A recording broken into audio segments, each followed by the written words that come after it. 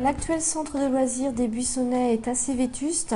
Sa construction date du milieu du 19e siècle, plus exactement 1870. À l'origine, ce sont des religieuses qui créèrent un orphelinat. Aujourd'hui, ce centre aéré nécessiterait des travaux trop onéreux et sa capacité pour recevoir les enfants resterait identique. C'est pour cela que la communauté de communes Cœur d'Estuaire a décidé de construire un nouveau centre de loisirs.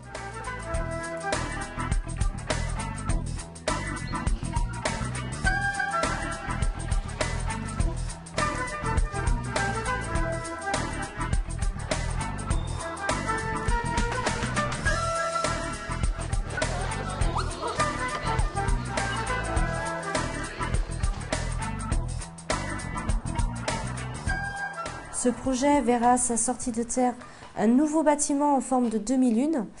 Il se situera sur la partie ensoleillée qui se trouve derrière moi, avec une capacité d'accueil qui sera de 120 enfants, c'est-à-dire un tiers de plus, le tout sur un terrain de 3,5 hectares très ensoleillé, avec une partie boisée et fleurie.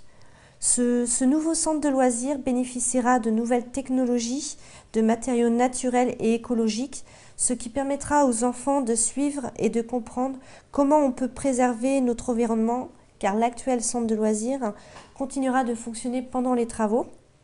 Ce bâtiment s'inscrit aussi dans une continuité de la communauté de communes Cœur d'Estuaire qui privilégie l'éco-construction et le développement durable.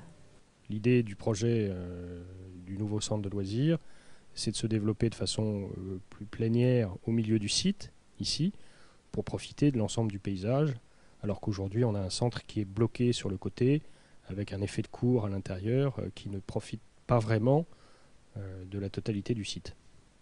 Alors ce qu'il faut bien comprendre dans l'expression architecturale reprise dans ces dessins, c'est qu'on est sur un projet qui se veut extrêmement innovant, voire exemplaire sur le mode de conception, tant par la pédagogie que par les choix d'implantation sur le site, que sur le mode de construction, puisque l'ensemble du bâtiment va être construit avec des solutions techniques extrêmement exigeantes, matériaux recyclables,